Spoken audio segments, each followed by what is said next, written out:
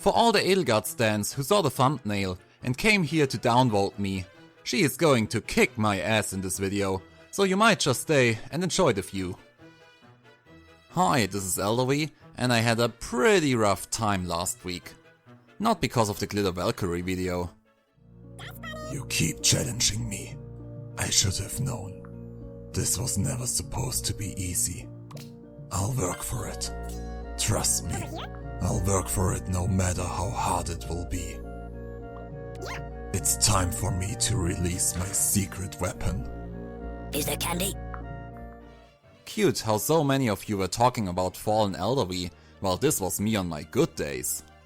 Nevertheless, my defense was crushed last week. I haven't seen someone getting beaten up that bad since the intro of Three Houses.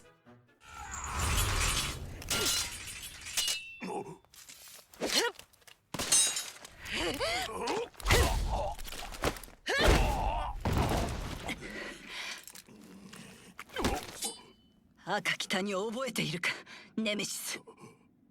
死ね！死ね！死ね！貴様が私から全てを。It started with a plus 10 Brave Edelgard right on the first day, smashing me down. So I figured I might as well try to go all in this week, pushing into the top 500 from the first day on to see how it feels like up there.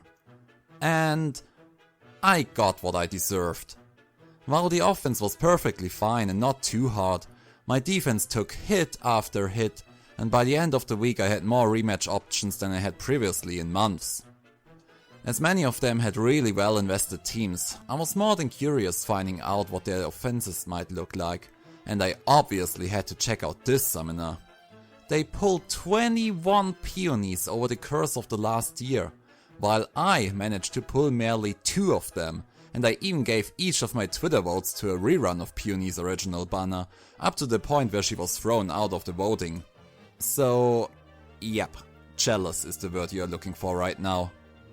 The next thing I saw was the most disgusting whale defense I've seen so far. The setup didn't look too bad from the first glimpse. A well-placed duo building with their duo hero duo fonts rather accessible in the front row. A completely displaced bonus tactic room, not doing too much up there. 2 Bramimons as mythics and only a single dancer. Manageable, I thought. I was wrong. Duo Alphonse was plus 10, I could have guessed, but with the Aether Raid's defense dev res skill, an attack res lull, times pulls and quicken pulls. This combination would safely give him instant access to his special in turn 1, and there is no gimmick to stop that besides killing him right in round 1 or pull smoking one of his allies after round 1. With his special and skills he reaches a defense of 55 and a res of 51. One-shotting him would therefore require a raw attack of 111, without buffs or supports, as the lull and the Bramimons will take away all of that from you. For those of you who feel like 111 attack is unrealistic, 92 attack will do for a green unit, if that helps in any way. A plus 10 summoner supported Leon with 4 Freyas would work. Sadly, my Leon is 9 copies and 4 Freyas away from that. Next we have the first of 2 Bramimons, plus 10 with sturdy impact, null follow-up and double distant guard. Before we talk about that, let me just quickly adjust the numbers for Alphonse. Now you will need a green mage with 99 base attack to one-shot him. Sorry Leon. So, Bramimond. Sturdy impact and null follow-up is quite a choice, and I can't really say that I've seen this before.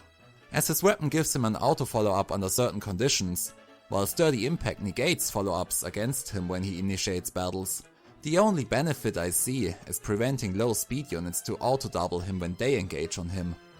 I might be missing something though, I actually have 0 units with null follow-up, so I've never run into situations where 2 units use null follow-up, while also having guaranteed doubles.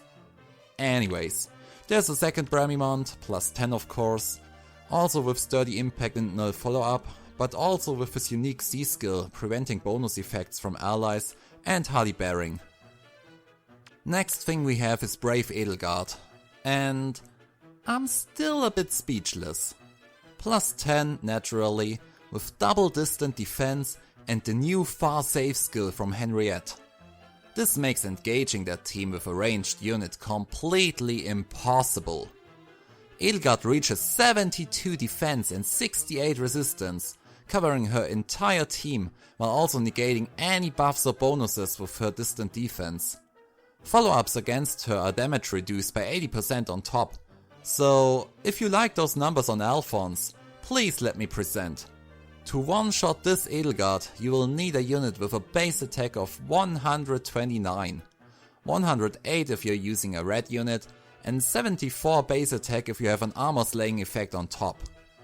Great.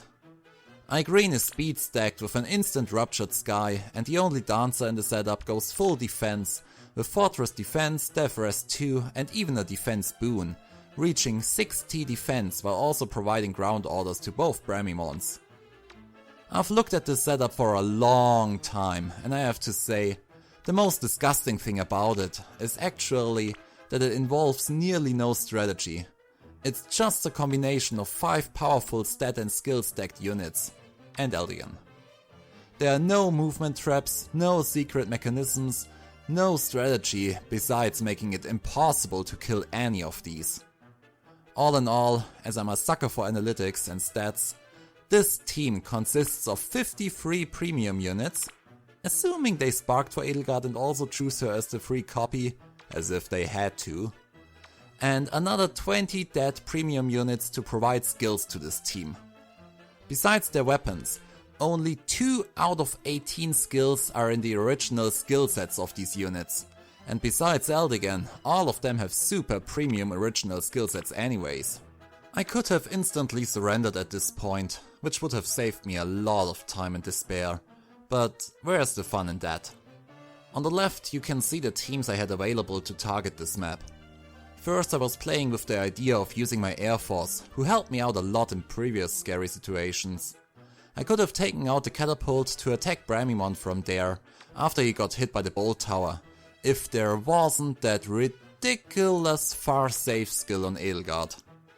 Even with the help of the bolt tower, my unit needs at least 65 base attack to deal a single point of damage, and air is 10 points below that.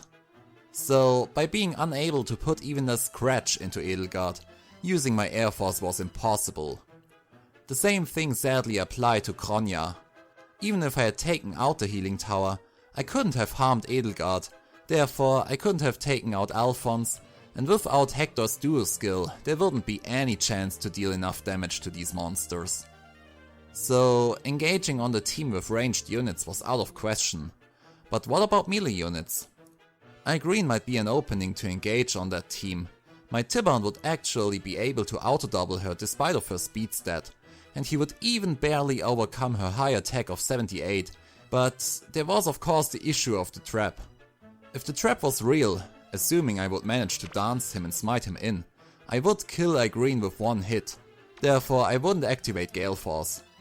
I kinda assume this trap is the real one, as the bolt trap in front of Edelgard doesn't really make sense. If I wanted to attack her, I could just attack Green and make Edelgard cover for her. So, Green is probably only an opening for a melee Gale Force unit who activates it with one hit, so no option for me. That leaves me with legendary Corrin and Leon. I've played Corrin a lot this week, and while she's really powerful, her defensive stats sadly aren't that good, and she's also missing self-sustain, so I didn't expect her to make it through. Therefore, my Triangle Adept Leon was actually the best choice to deal with that team, as long as I could keep Edelgard and Green away from him. I knew I wouldn't take out any of these units just like that, especially with Edelgard covering for them, so my only realistic choice was to get help from my bolt tower. Sadly, their catapult had the same level as mine, so I had to take it out before it could harm me. Eldigan with Vagaza Plus requires a Miller with 68 defense to isolate him, a stat she actually can't even reach at full investment, but there was a small opening in round 1. The effect of Vagaza Plus won't activate until the first enemy phase, so even my +2 Miller was actually able to isolate Eldigan in that first round thanks to her bonus week. Leon would survive both Alphonse and Bramimond. He would not kill them with his quick repose being negated, but he would live long enough to reach round 3. Good morning.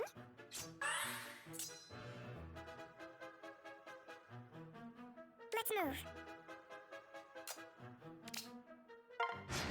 Unfortunately, Edelgard used the ridiculous aerobatics effect of her Flowerhood Claire, moving below Alphonse to negate his debuffs, and therefore blocked the space for anyone to attack my Leon.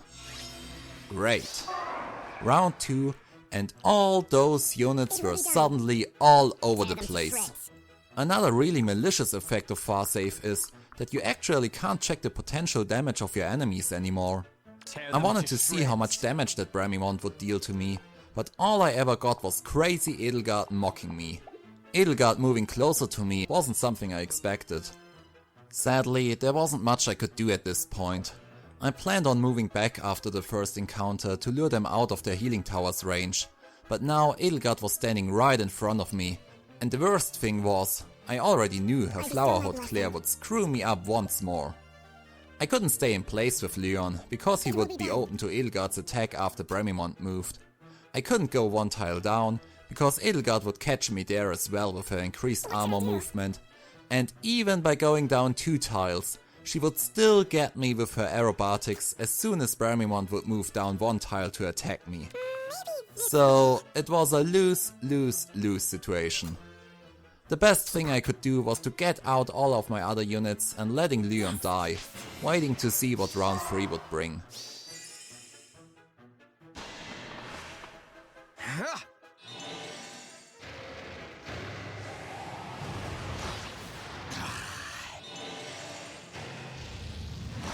I was actually very proud of how well my Leon dealt with that +10 Bramimond, but dying to Edelgard was unstoppable. 2 movement despite of being an armor unit, combined with an inbuilt aerobatics effect, an auto follow-up, an in-combat debuff and automatic damage reduction. It's just too much to handle even for the Demon King. I won't back down. I wanted to be you, Ephraim.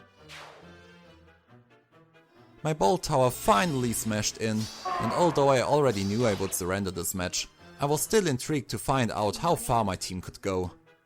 Checking my options was quite a surprise. Micaiah did do kinda well against Edelgard, despite of having color disadvantage. Too bad for Edelgard that they didn't also give her a built-in distant counter. Such a worthless unit, am I right? I was actually able to use the Farsave skill to my own advantage, being able to attack and eventually kill her from a spot far away from her by attacking one of her allies. That's caress. Ready. Yes. I have to fight. With this, I was able to take out both Edelgard and Bramimond, although my space would have normally prevented that. Sadly, the other units were still all mingling around the healing tower, so those 2 were the only kills I could snatch like that. With Leon gone, there was no way for me to deal with Alphonse and the second Bramimond. Miller was able to take out Eldigan thanks to her dragon powers targeting his resistance. And I was also able to take out Igreen thanks to Micaiah's auto follow-up refine and Peony's guidance dance effect. But with Bramimond's C skill still intact, I couldn't one-shot Igreen by a few points and took severe damage from her retaliation instead. Hold still. If this means survival. This damage threw me out of her refine's effect, but I think she hadn't had any survival chance at all anyways.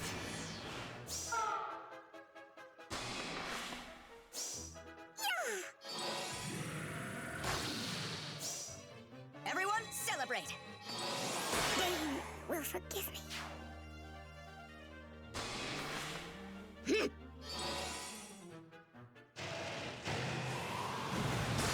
to sleep. Being left with only Miller and Air, the match was obviously over, and therefore I surrendered.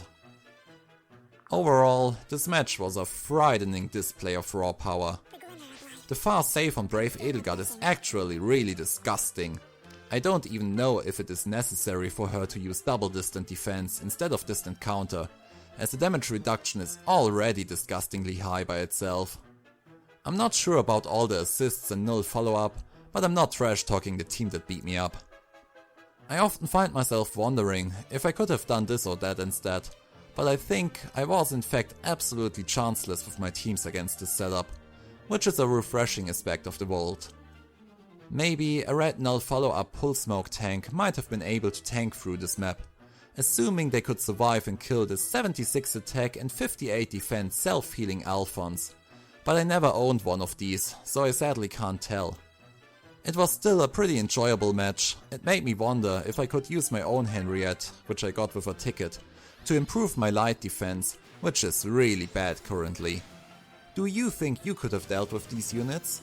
Please let me know in the comments. I'm curious to know how you feel about this map and the far save on Edelgard.